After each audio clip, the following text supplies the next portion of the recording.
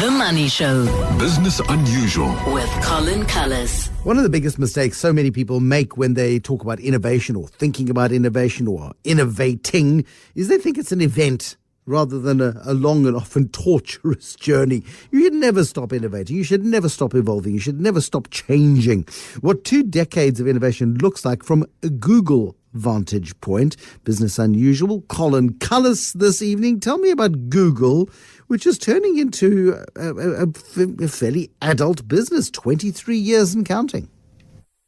Yeah, and I'm looking to try and do it through 3 specific things: a photo, a doodle, and a book. And for some crazy reason, those 3 things came together starting on Monday. And here I am trying to look at how innovation happens, how things change slowly and fast at the same time, how small, nimble, innovative businesses become huge, behemoth, and not so great ones in the space of just 23 years. Starting with the doodle, which is the one on Monday that Google posted for itself to mark that it was 23 years old. It has used the doodle on that day since 2009.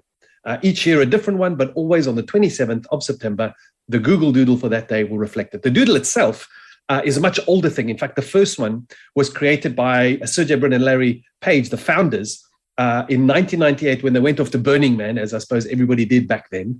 And they created a little version of it with a little Burning Man behind the Google as a way of showing they were out of office.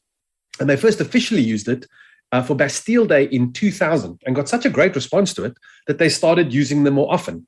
And in the approximate 8,000 days or so since 2000 we've had now, half of them have had Google Doodles with it. It has its own website. You can go and catalog and look at all of the various doodles that have been created. They have a permanent design team deciding which ones will get used and when they make it and everything else. So in itself, a pretty remarkable thing. And I think Google, if you're looking for a great pub quiz question, it'll be which company has got the most logos? Because officially, that is the Google logo. That changes all those times. And with over 4,000 of them in just 23 years, that must be some other record. And I'm sure even Andy Rice would say, wow, that's a lot of logos to go through for that period. So that was the first thing that got me thinking, they're 23.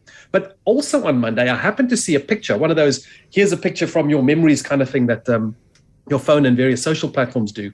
And it was one from 2011, so 10 years ago. And it was a picture of my living room. Not quite sure why they decided to show me that. It was a pretty random picture. Couldn't see anything significant about it, except for one little appliance that stood out for me, my TV. It looked odd. It was a cathode ray tube TV. And I almost forgot that we had cathode ray TVs, yet up until basically then 2011, I think I got a different one, sort of 2013 somewhere. But prior to that, since TV was introduced to South Africa in the 70s, it was the only way we watched TV. And globally, it dates back all the way to the 40s and 50s when TV was first introduced. Yet for some reason, in the space of just 10 years, this thing now looks like an ancient artifact from goodness knows when. And because I happen to use Google Photos on an Android phone, I did a search for how many pictures I've got of TVs, because this is the thing with photos. It doesn't just store your photos for you so you don't fill your phone up and look for pictures of people. So I can say, show me pictures of Bruce. But I can say, show me of pictures of Pretoria. Or I can say, show me pictures of a particular sport or a particular object. In this case, I said, show me pictures of TVs. And I got dozens of responses coming back, sometimes where the TV was just a tiny little part of the picture. And the first one was back in 2006. And from 2006 to about 2010, all of them were cathode ray TVs. Not just my TV, TVs wherever I happen to have them in the picture. But from 2010 to 2013, there was a bit of a mix. But after 2013, I have got no pictures of cathode ray TVs anymore. They're just the flat panels. And that's kind of remarkable for me that in that period, I'm pretty sure there were discussions happening about, are we going to switch and what we're going to switch? And even our language was quite intriguing as to how it changed, because we used to refer to TVs, because South Africa is metric, as 54 centimeters. The one I had, I was very proud to have gotten a secondhand 84 centimeter TV, which really was enormous. The thing weighed a ton. You could never fit it in the back of a Toyota Corolla. No, I really did struggle trying to transport the thing, and thankfully I only had to do it once or twice, and then I was done with it. But we stopped using the centimeter metrics, because once you get over 100 centimeters, with just about every television is these days, it's kind of awkward referring to something as 100 and something centimeters. So we switched to the inches, which is a little bit easier for us. But even the inches has kind of become part of our history, because the TVs have gotten so big, we don't refer to them by the line spaces or the pixel counts, or we do use the pixel counts or the sizes. It's now 4K and 8K that we simply refer to the size of the picture. And along with the sizes that have gone up incrementally, the prices were a massive barrier initially. I remember the plasmas, which was the first iteration, were going for as much as 100,000 Rand for a 32-inch plasma TV. 32 inches is basically the smallest TV you get these days. In fact, it's probably the starting point for a computer monitor. Well, no, it's a good-sized computer monitor, to be fair, but it's the starting size for TVs. And they've gone through, plasmas, LCDs, LED lit, OLEDs, and whatever version we've got right now. And so from 100,000 Rand, it's come all the way down to under 10,000 Rand for that same probably way, way better technology. And it's not just gotten sort of lighter on your pocket. The TVs themselves are wafer thin. They weigh, well, they still weigh something, but nothing like the dead weight that was that TV that I had from 2011. And in some respects, I suppose it means that the term goggle box, which certainly we use, or the telly, or the notion of the box, for any child born after 2010 is not going to apply, because TVs simply for them were not boxes. They haven't been, and they never will be again.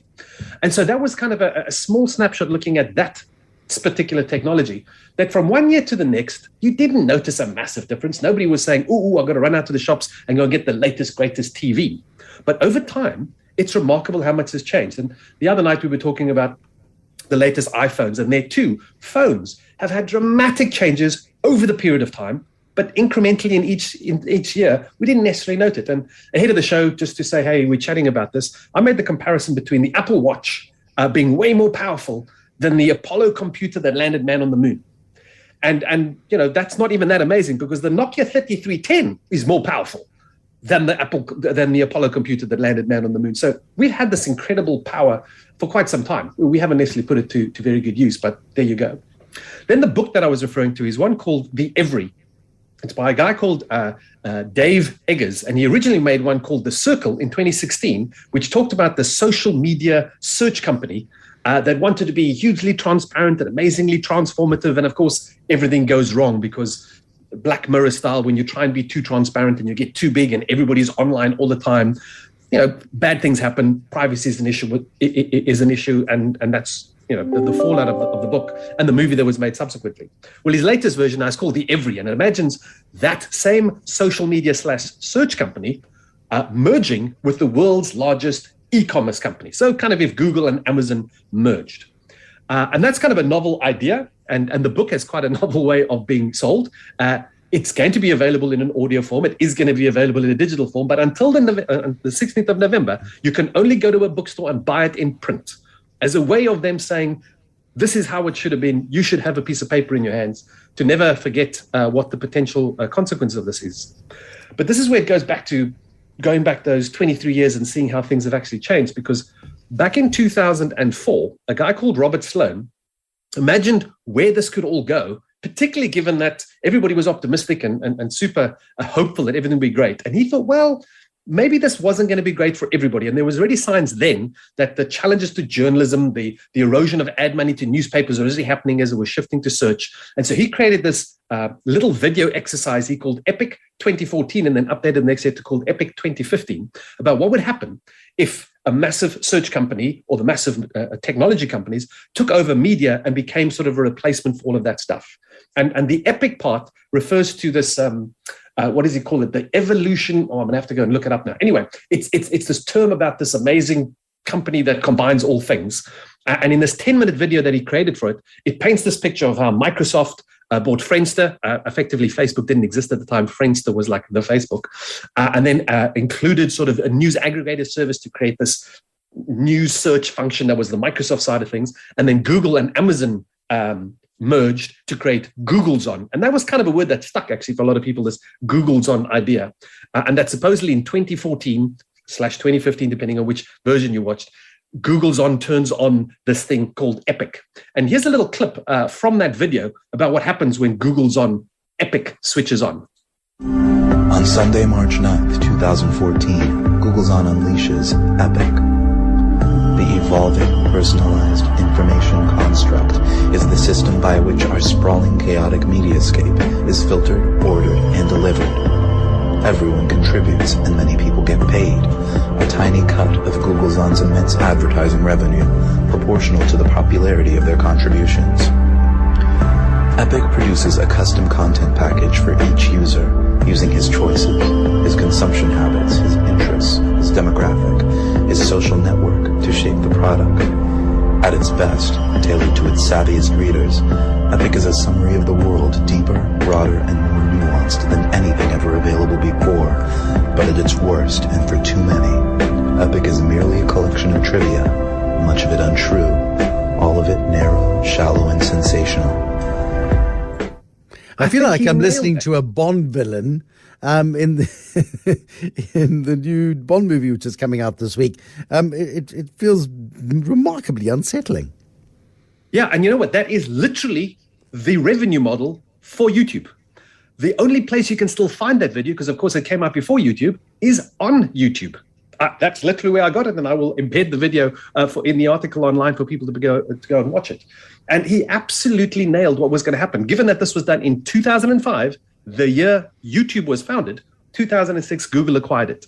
And I got to say, for Google, they have made many positive things. They have got over 100 products they support. They have killed nearly twice that number. Most of them acquisitions, other small startups that were hoping to get a foot into the game and acquired and then either pushed to the side or used and incorporated into some amazing things like their Google Maps and navigation, which has transformed everything. These are all part of acquisitions they've made over time. Their biggest misstep, I think, still, not counting that they might still be making more, and there are some that still need to be resolved, is one called Project Dragonfly.